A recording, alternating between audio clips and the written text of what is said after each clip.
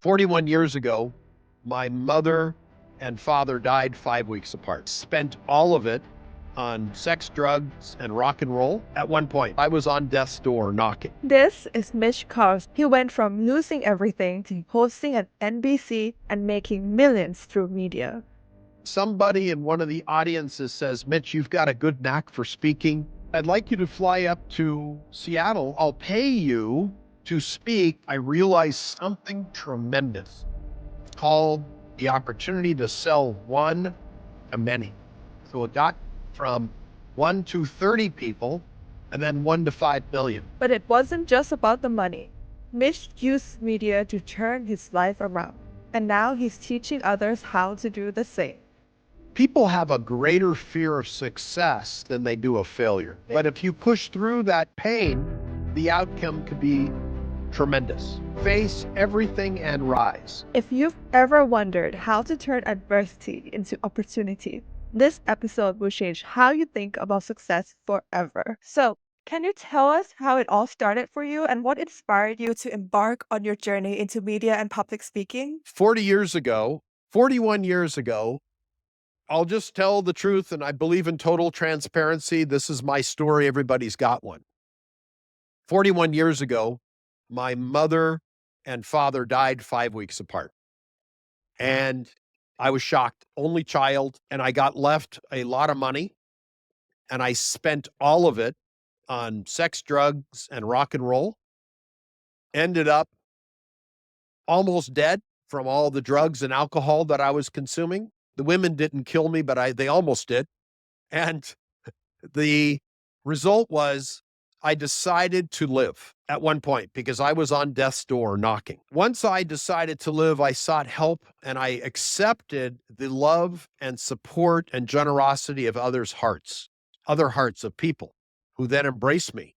And I got involved in a program that supported me and my improvement in life. After about 6 months, I got asked to start sharing what I had been so freely given. And it was my privilege to share with others. And so I embarked on this path and journey of speaking. Prior to that, Panita, I was quite shy. And being an only child, I was a bit of a bookworm. And I started to share because it came from my heart and I felt it was my duty before it became my privilege to share what I experienced with others. After a while of doing this, somebody in one of the audiences says, Mitch, you've got a good knack for speaking. What do you do? Now, professionally, I owned a very small boutique advertising agency in Los Angeles, where I come from originally. Now I'm calling you from Las Vegas. And he said, I'd like you to fly up to Seattle. I'll pay you to speak, to go to Seattle and address a group of my clients over lunch on some of your advertising techniques. Paid me $500, gave me a business class ticket, put me in a 5-star hotel. I spoke for 45 minutes and I made $65,000 in sales. So the world opened up, Juanita. At that moment, I realized something tremendous. It's called the opportunity to sell one to many, one to many, one to many, to a lot of people because prior to that, I only knew one-to-one selling, which most people do. Sales is scary for a lot of people anyway. Selling to a group of people in an audience is probably the most advanced selling skill on planet Earth. And that started my career. I realized, wow, I still speak for free in those arenas where I get to help people with drug and alcohol problems. I do that. I never charge. Wouldn't think of it. But my career as a professional speaker started 30 plus years ago to where I get to get paid for it and I get to sell from the stage. Then that opened another door where I was invited to pitch other people's products, to sell other people's products for them because people have fear of speaking and selling. And both of them I'm fearless to do. I love selling and I love speaking, providing value to people, and then they get to give me money. So then I was on television for 3 years selling on a channel in America called Home Shopping Network. which is live television. I did this for about 3 years, selling to an audience of 5 million people. So it got from one-to-one selling, 1 to 30 people, and then 1 to 5 million. That's quite a jump. Those are big jumps. Yeah, I jumped from Bangkok all the way to Chiang Mai in one leap. That was easy. I didn't need a plane. Boom, just jump. And my income went up tremendously. And then I learned the power of media. Television was a great platform because not only was I able to broadcast to many people, Panita, I was able to gain credibility using the logos of a big television network. Because if someone was comparing me to somebody else and we were selling a product, I won always because I had TV behind me. So that's a long answer, but that's my journey. And then it Yeah, grows from there.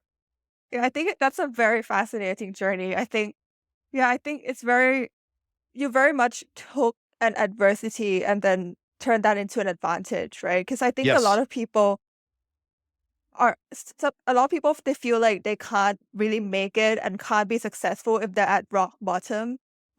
But stories like yours, I feel like it really inspires entrepreneurs to start from scratch and be able to make it. because where's the best place to start? Rock bottom, Yeah, because that's a great foundation upon which you build, isn't it? You can't, most people can't go lower than rock bottom. So the starting of it then is one step at a time, one brick at a time, one rock at a time to build up in life, because that's what works. You got to reach your own rock bottom if you go through adversity. And through change, sometimes it's painful. yeah, But if you push through that pain, the outcome could be tremendous and very positive. definitely. So, what was the biggest challenge you faced when you first started helping people land TV and radio interviews, and how did you overcome it? The biggest challenge when I train people for television, doing what is called media training, getting people ready to be ready, is eliminating a lot of the filler words and talking too much or possibly talking too little. What I mean by filler words is if I ask somebody a question and they say no, there are no so ums, you don't have time for so ums. Those are unnecessary filler words. You don't write like that. You don't answer a question if you're asked on an essay and you're in college and they ask you a question. No, already you got an F. No, not in British English, not in American English, maybe in Australian English, but not in the no. You don't say so and no, not right, maybe left. It's speaking straight. Answer the question, speak in what is we refer to in the media industry as sound bites. Speaking clearly, answering the question, and just for humor, how would you answer? How did you start your podcast? For me, Yeah, you. yeah, Let's do it.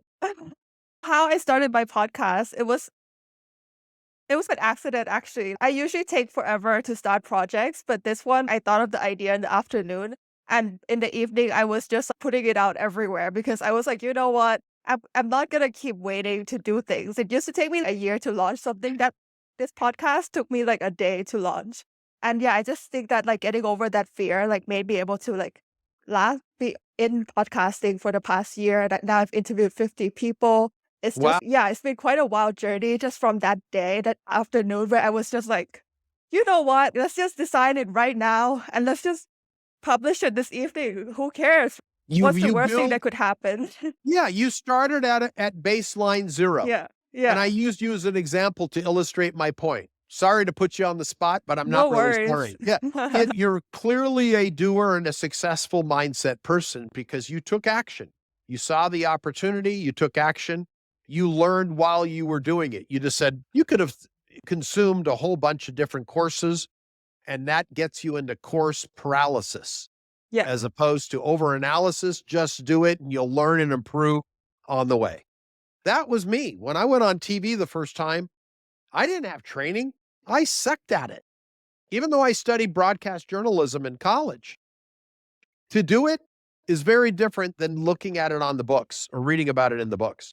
You have to experience it. I bet your first interview 50 podcasts ago was quite different than your one before me. And then Yeah. you've improved a little more with me and probably the one tomorrow, whomever. You get better by doing. Actors have dress rehearsal. They rehearse their lines and do it over and over again. There's no way they're going to be ready for TV or the live stage when they look at the script and just wing it or shoot from the hip, as we say in America. Shoot from the hip, just come out with it. No, it's not that easy. So it's that you took action. I have to applaud you. Thank you. Yeah, I think taking action and practice makes perfect. What you say, I feel like a lot of entrepreneurs are in a lot of paralysis. Like they want to do something, but they're scared of this, scared of that. But the worst thing could happen is they could fail, and then they could start a new thing, right? I think people's fear of failures is usually the thing that stops them from doing things. How would you respond to that? I used to think people had fear of failure. Mm-hmm. I'll tell you something, and I've changed as I've observed. Maybe it's Mm-hmm. my years on the planet. People have a greater fear of success than they do of failure. Fear of failure may be troubling for some, and I used to believe I had a fear of failure. No, but I took risks. But the managing and handling of success is harder for most people. You look at professional athletes as an example. They make tremendous amounts of money coming out of impoverished backgrounds. I'm talking about American, maybe the same in Thailand. You look at a kickboxer, a famous one like Bukau. I don't know how he adjusted to becoming worldwide famous in the field of Muay Thai. You probably know who he is because he's a Thai celebrity. Comes from the Isan, and I've met him. Very humble, nice fella. But getting from where he came from, a very poor background in, I think it was Udon Thani. I'm not sure if it was Udon Thani or Khon Ken. He now is a worldwide name in the world in the kickboxing slash combat martial arts world, coming originally from Muay Thai. How did he adjust to something like that? Might be more challenging than going into the ring, looking at the guy that is across the ring and thinking, I'm fearful he's going to knock my block off. What happens if I win the championship? How am I going to deal with the notoriety, the sponsorships? The hot Thai ladies are going to come up and say all these things are going to happen with success. Yeah. It's, I think that's more challenging for people. What do you think? I think it starts with getting over the fear of failure, and Okay. then you have to get over the fear of success. But the fear of success, it doesn't come until you realize that there's a lot to manage when you start, like, when things start to work. And yeah, and I feel like a lot of people are not ready for that. It's just like people always like, oh, like once, like I'll never be stressed once I become my own boss and I quit my 9 to 5. And then they get into a business and the business starts working and they're working 24 hours a day and they don't even have the weekend off. And then yeah, so it's just, what do you think? Yeah, I believe that's right. It may be a combination of both. So I don't think it's limited just to a fear of failure. And Yeah. fear, I've come up with an acronym that you might like, and I'll tell if you give me a Thai smile, just like the airline, is face everything and rise. Hmm. Face everything and rise. If you push through this fear, push through the pain, discomfort, you can have the outcome you desire. You went to university in the UK, I think you Yeah. told me. Okay. You didn't go in Thailand. So you went to the UK. It was probably uncomfortable for a period of time because you're in a foreign country, foreign people, didn't know how to understand some of their funky accents in the beginning. But you, after a while, got used to it and you pushed through 4 years of education to get that diploma before you came back to Thailand. And I happen to have a martial arts background myself. It took me 5 years to get my first black belt in Taekwondo, several broken noses. Believe it or not, Panida, I used to be handsome. But when you get punched in the face a lot, your looks kind of fade. So you go through that pain to get to the outcome of I wanted that black belt. I wanted the competition. I wouldn't change a thing. It's part of the process of life. Yeah, I think Yeah, I feel like you're completely right. It's just like when people talk about how they get scars and they're like really proud of their scars because it reminds them of the things that they went through. And I think this is the same thing that you're talking about. So, in your experience, what are the most common mistakes non-technical founders make when trying to get media coverage, and how they overcome these pitfalls? Hire a mentor. Number one, do some research. If you're not technical, that's fine. And there's always a hack, which is a commonly used term. Go and do some research, watch some YouTube channels, watch some video podcasts like yours, get tips, and then hire a mentor. The smartest people in the world have mentors. Yeah, They seek advice of people that have been there. Bill Gates, the founder of Microsoft, worked with a man named Warren Buffett. They're both billionaires. He sought the counsel of Warren Buffett to help him with certain financial/business moves when he was building Microsoft. And leave your ego at the door, ask for help. There are plenty of people willing to offer assistance. Don't go for help from your mom, your brother, and sister unless they've been there, unless they are truly an expert. I presume when you started your podcast, you watched or viewed other podcasts before you decided to start your own, and then you self-taught as you went along. You're an industrious person. So I think for your listeners, if you follow what you did, what I've done, you just do it. Take the step, because you can get into tremendous paralysis by watching so many courses and then you end up never doing. So you certainly research for a fixed amount of time. That's the important, Panita. That's important. Fixed yeah. amount of time. Dedicate 5 hours to research something, 10 hours, 1 hour, whatever applies for you. Stick to it, then just do it. Yeah, definitely. I really like the time limit there. I feel like people can be stuck on courses for years. I know that was me before I became someone who just launched something very quickly. That's And great. Love that story. and yeah, also what you said about in terms of having a good mentor, I feel like that is so important. Like a lot of people, they try and seek advice from their peers who haven't launched businesses. And even if they mean they can't help you. So you should always take advice from people who have been there. But it's also hard for some people to get access to those people. Sure. Sure. But that's why podcasts are here, right? They are. And that's a lot of great free information for people to access. And a lot of it is available on YouTube now. I don't know if you post on YouTube or not. Yeah, I'm on. I just got back from a big podcast conference last week that was in Washington, D.C. And the big takeaway was use transcripts and also use YouTube, because most searches, 70% of the searches are found on YouTube today for podcasts. So I go, wow, okay, that's eye-opening. Yeah, definitely. Very insightful. So, with AI and digital tools rapidly evolving, how do you see these technologies shaping the future of media and personal branding, especially for non technical founders? Okay, for non-technical people, if you're worried about, I'll give you the quick tip that I give all my clients because I'm a publicist here in Las Vegas. I'm a TV show host on NBC here.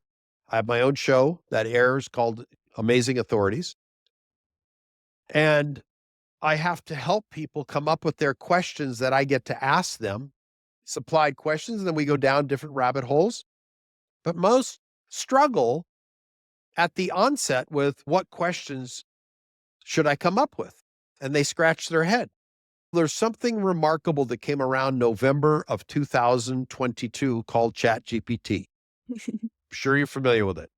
Anybody that's dialed in today is familiar with AI. If I have a client who needs 10 questions generated, I use ChatGPT for the first go around and then I edit.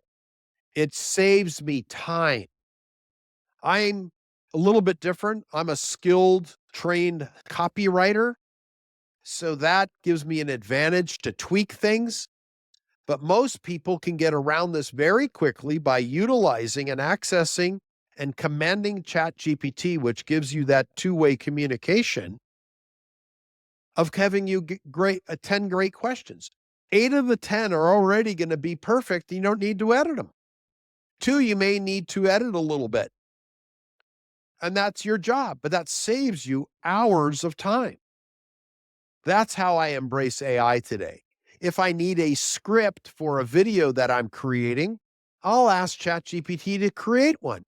And it also is the amount of information I put into that command, which will then give me great output. Yeah, definitely. I feel like things are a lot easier now, but yeah, but some people are still afraid of doing things even though AI is here. What do you have to say to them?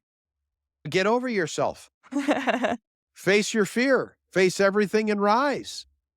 Work through the discomfort. AI is not going away. It's not a fad. It's a trend that's going to be with us for the next foreseeable future.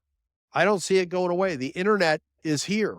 When it came around I don't know how many years ago, more than 25 years ago, I think it was, when it came into play, and it's only evolved and improved. AI will evolve and improve. And it's so rapid what's going on. It's amazing with the voice cloning, with the sales, with the chatbots. All of these are AI driven, which are tremendously efficient and time savers and money savers. When you save time, you save money. Completely agree. So, founders who feel overwhelmed by the tech side of things, what's one digital tool or strategy you'd recommend to help them gain more credibility and visibility? Using tech to gain more credibility.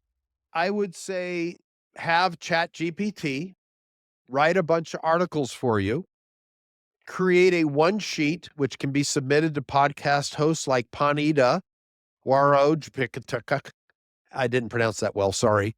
But It's okay. in order to get onto your show, you're going to want to see a one sheet. You're going to want to see a branded piece with media that's there. AI can help you design your one sheet, which then you could submit to a host like Panida, and she might welcome you onto the show. Then that'll help you leverage into another show. It also, if you have this resume of being interviewed on 5 different podcasts, supporting your expertise, a print and or online publication might welcome your article. And then that creates what we call a snowball effect. It starts to build momentum and grow more interviews. Then it might get you on a live stream interview. Then it might get you on a television interview, a radio interview, and more and more. And once you've done all these interviews, you might take that content and create your first book, publish it. Then that creates more and more media opportunities because you've written a book. And that's the easiest way, hint, hint, to getting on TV. Because if you have a book, it's easy for me to position you for a television show. That's a great tip. Yeah.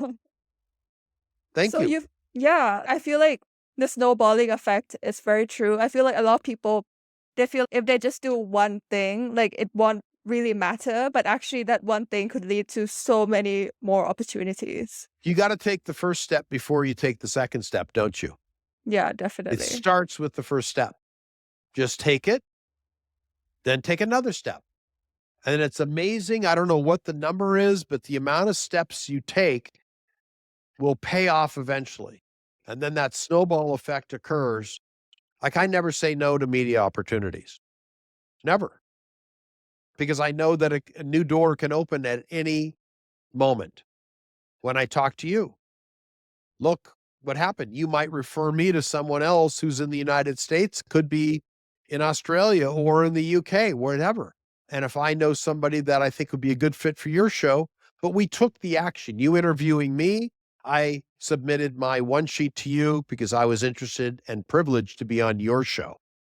And creating these opportunities not only exposes me one-to-one to you, but it's one too many of your listeners that are dialing in, listening in, watching us. And Yeah, definitely. that's what media does for It is so fascinating, isn't it? I feel like the opportunities in the world now, there's just so many, but yeah, everyone just needs to take the first step, like you said. So you've worked with hundreds of speakers and business owners worldwide. Can you yes. share a success story that particularly stands out and what others can learn from it? Oh gosh, I've got so many. I'll share one that might be close to home. I took a group of 7 Thais to go Mm-hmm. speak in Dubai at one of the events I produced. One of the ladies was a an influencer in Thailand named Apila Tantrabandit. You probably know her if you were to look her up. She big influencer there in Thailand. Another lady was the former executive vice president of Tesco Lotus in Thailand. Yeah. And another was he ran a large consulting firm for project management. He was a Western guy, an American fellow that lived in Bangkok for a number of years. And he was American, but lived in Thailand for 30 years. He might as well have been Thai. He came, and then I had another lady who was a CEO of another business. These were big alpha male, alpha female people who were leaders already. They then went to Dubai, got them on the stage there, got them on television, got them on radio. We all held a initiation first day meeting in the Burj Al Arab Hotel, which is the world's only 7-star hotel. It looks like a sail on the outside. I don't know if you've seen depictions of Dubai. Yeah, I see. All of these people then had the motivation and idea of wanting more media, building their careers. Three of the, I think it was 6 ties in total, wrote books within that year to elevate. I said, you got to write a book. You got to write a book. You got to write a book. Opens doors, open doors, opens doors. They listened to me. And then I haven't spoken to them lately because a lot of time elapsed between then and the pandemic where some contacts were lost. But when I last spoke to these people, the authors specifically, all had increased their income, increased their stage times, getting speaking gigs because they showed the footage of being on stage in Dubai, which elevated their credibility. And whoever books speakers is going to look at somebody more favorably who's been international versus domestic only. It's perception is reality. And I look at it, I like to use this as an expression. You've all heard of Tiffany. Tiffany is top of the food chain of jewelry. So if a man is going to propose to a woman and comes and gets down on one knee, presents this box in the blue and white paper with the white ribbon around this beautiful blue box, just like you gave me a quick smile just now. Everybody's the hyso nose up that goes in there. They may be walking in with their Hermes bags and all this. The reaction that you might give to a boyfriend who's about to become a fiance is going to be ear to ear, cheek to cheek smile of, yes, you're going to say that. Versus if this man who's been so nice and he comes to you with a box that is in the wrapping paper of Coach, 2 different brands, just as an example, or he gifts you for after he's been promising you an Hermes bag, which is top of the food chain, and he comes and delivers you a Coach bag. You're going to look not the same. So perception is reality. People buy and treat you based on the image you project. And what is that personal brand projection? What they say about you when you're not in the room. So if you walk out, what are they going to say about Panida when you aren't there? That is the reality of how you are perceived in the marketplace.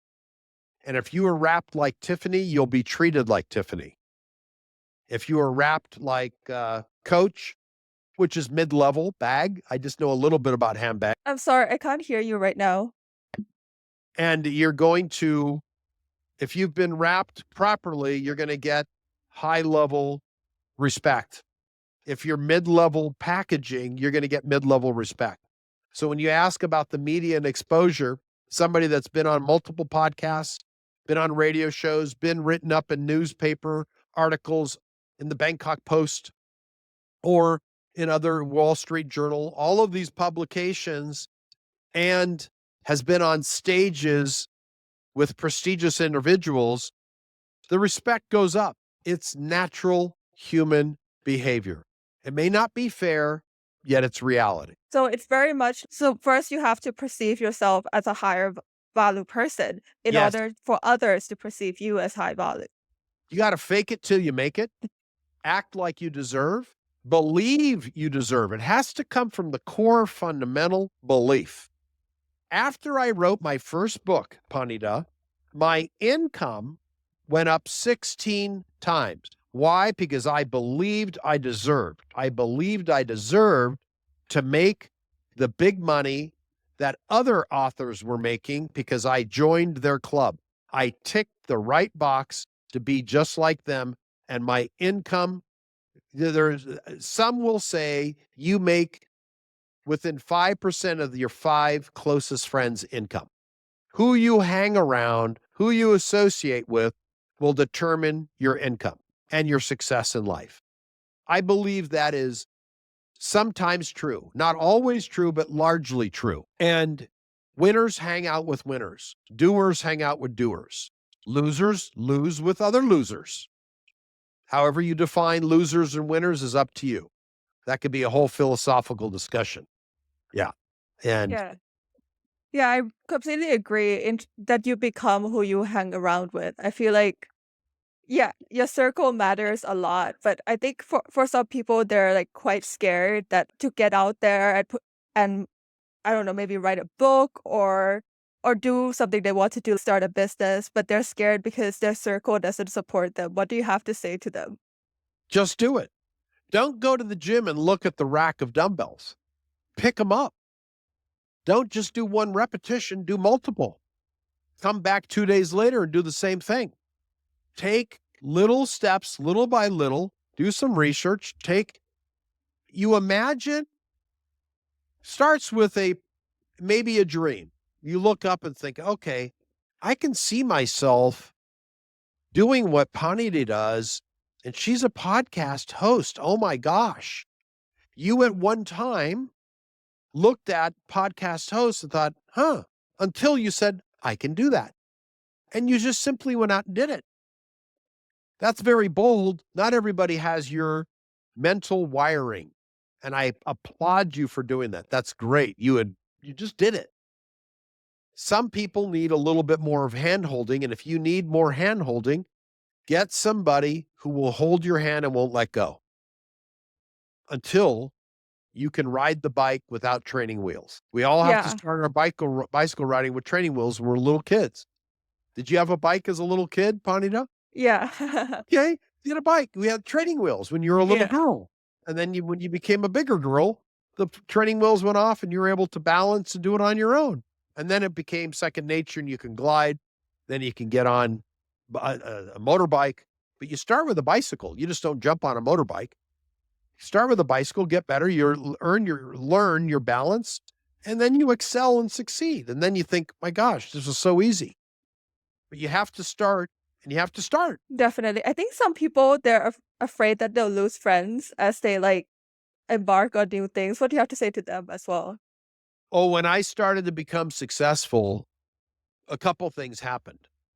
I met new friends of that new, let's say, expanded mindset. I also had to let go of some friends that wanted to drag me down and they didn't like the fact that I had broken away from where we were.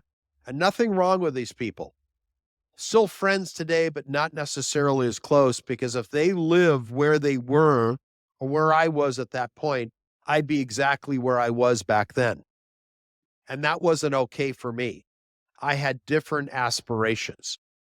And it's sometimes painful. Like I have talked about the pain word quite a bit. Push Yeah. through the pain, push through the discomfort, and letting go can be uncomfortable. Maybe not painful, but uncomfortable. We've had relationships, romantic friendships in life, where you know in your brain and your heart of hearts that letting go of this relationship is necessary for you to grow. At some point, we all leave, not maybe in some cultures, but we leave the homes of our parents. Like at 17, I left home and said, I don't want to listen to you telling me what to do anymore, mom. And I went and got my own apartment and survived. Greatest thing I did, learn how to flap my own wings so I could fly and support myself. And but it was difficult. Wasn't easy. Oh my gosh, I got to pay electric now. Oh my gosh, I got to pay my water bill. Oh my gosh, I got to pay my own phone. Yeah, that's what happens. You learn these things, but the payoff is quite huge.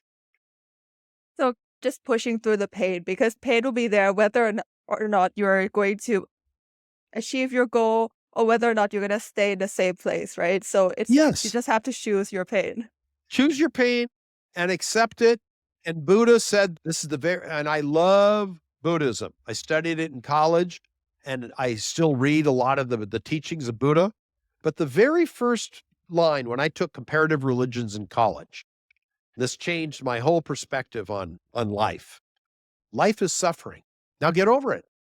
Okay, it's suffering, it's discomfort. We get colds, we skin our knee, we stub our toe, we get hurt in relationships, romantic or otherwise. Somebody disappoints us. So what? Accept it as part of the timeline. There's a timeline in life. We start when we're birth, we get to your age, then we get to my age, and then we get to old, real old, and then you're done. Yeah. You're done. And that's the reality. You can't change it. I'm never going to be the age I was yesterday. I'm the age I am today, and tomorrow I'll be a different age. And guess what? It's the same as holds true for you. You're going to be a day older tomorrow. Cannot change it. What I'm saying is it's acceptance. That's one of the greatest lines I think I've read in any book. Life is suffering. And then it goes in to explain, like, get over it. So what? There will be pain. Welcome it and go through it. That that changed my whole mindset when I was a 22-year-old college student in Los Angeles, when I took that comparative religion class. I learned a lot about all the different religions of the world, but that one line from Buddhism, God, that is like the sky opened of, okay, pain is normal. Discomfort is normal. Not feeling like I can do things is normal. And then I just have to reboot myself. Maybe sometimes I have to punch or I borrow bukow for a hit or a kick. Get over that. Yeah, definitely. I think that's very good advice. Just coming to terms with suffering and just accepting that whatever you do in life, you will be suffering. So, as a former home shopping network pitchman, you've mastered the art of selling. How can non tech founders craft a compelling message around their products and services? All right. The cheat method, as I've mentioned before, a good starting point is plug your product idea into ChatGPT and then continue to massage it of adding new inputs, advising it a little bit more. And you could say, act as a world-class copywriter like Dan Kennedy or John Carlton or Gary Benzavinga and create 10 great hooks around this product, which will pique interest with people who will want my product of XYZ. And you'll be amazed what will get produced out of ChatGPT. And then you've got to use a little bit. That's the cheat method I teach people if they struggle with it. Now, I might write some things out myself, but I'll also go to ChatGPT because it unlocks ideas that I didn't think about. I use it Yeah. every day. Can you tell? Yeah. Yeah, I think that's a good hack. Yes. Having the ChatGPT be exactly who you want them to be. I know I've done this myself for multiple things, and it has solved my professional life issues, my personal life issues. I just want to say I love ChatGPT. Yeah. Okay. Because it does. It solves a lot of issues. It Yes, does. it does. Exactly. That isn't it? It's a great It hack. is. It's like the hack to life. Yes, it is. Hack to Except business and life and career, all things. except I probably shouldn't date anyone in OpenAI because they know way too much about me. Ah, yes. So what role does digital marketing play in turning media appearances into a constant lead flow? And what strategies have you found most effective? After a media appearance, to just do it and forget about it is tragic. To use it and repurpose it, syndicated across platforms. If I'm a guest on your show and I don't, but then once the show is ready, if I don't post it on my LinkedIn profile, I've not only betrayed our relationship, I've shortchanged myself and I've shortchanged you. I haven't done what a good guest will do with your hard work and editing and creation of this content, which I will do for you. Well, do for myself, which of course will benefit you. Also to place it, to talk and use it on one's media page. Like I have a whole media page of where I've been interviewed. All of that gets stacked in there. Use it. Just don't come and do the interview with Pandita. She's not going to be happy. So I'm going to take your interview and repurpose it properly. And I could also list it in an email for a month. I just got featured on her podcast. Here it is. Here's the link that I use in all my email responses. And I could change it out for another podcast and put it on a rotation basis. But using it and repurposing, I think, is the operative word. And that goes for television interviews, radio interviews. Use it to your advantage, repurpose it. Yeah, definitely. I feel like there's so much like good stuff that comes out from like our episodes that I feel like if I don't repurpose, I feel like I'm not doing you justice at all. So, what advice would you give to non-tech founders who struggle with imposter syndrome when positioning themselves as experts in the field? I get asked this question a lot, and the answer rarely changes. Believe in it first, as I mentioned earlier, perceive it, believe it, act on it, and then you'll assume the role. The other is if you are not comfortable being the expert in your field and you are a marketer and a smart salesperson or just don't like to be the front person, hire somebody and be the puppeteer. Guide this person. Find an expert who doesn't know marketing, doesn't know how to run a business, but is a good speaker and can be your spokesperson. That's why people hire spokespeople, why they hire famous athletes, famous models, famous TV personalities in countries around the world. They do something very specific for people who don't feel comfortable doing it themselves. And in many cases, it works very well. Yeah, I think that's a very good idea. So, looking back on your journey, what's one moment that made you realize the true impact of your work, and how has it shaped your mission moving forward? On 9/11, Hmm. in America, it was a changing time. I don't know if you're probably too young to remember it, but do you remember, you know what that was? Yeah, I Okay. do. Okay. 9/11 came around and I was in America at that point, living there. And I thought, wow, Osama bin Laden, bad person, terrorist. So I came up with a line of toilet paper with his face on it. And I said, wipe out terrorism, put terrorists where it belongs on your butt. And that one move, I hired a publicist because I wanted a certain amount of my revenue, the profits, to go to the American Red Cross to help people who were the victims. That one strategic move got me covered on hundreds of media outlets around the world, radio interviews, TV interviews, print publication interviews. I was talked about on multiple shows that I wasn't even a guest on, literally around the world, all throughout Europe, Australia, all throughout America, South America, English and in Spanish. My second language is Spanish, so I did interviews there. And that changed my whole thinking about the power of publicity. And it was only for 6 weeks and then sales went down, but I had a whole phone room taking orders of this toilet paper. People wanted to wipe out terrorism by putting his face on their butts. And with Osama bin Laden's face, he was the number one terrorist in the world, believed to be at that point. And it worked magically. And I learned the power of media. When there's a huge trend and you piggyback on it, it's called newsjacking. You can reap tremendous attention that would normally take lots and lots of money to gain the similar effect. Yeah, I think that's a really good tip. I think I see that especially with the Olympics, like people making content about the Olympics that's Yes. aligned with, yeah, their brand. Is that something similar? Yeah, it's piggybacking on current news.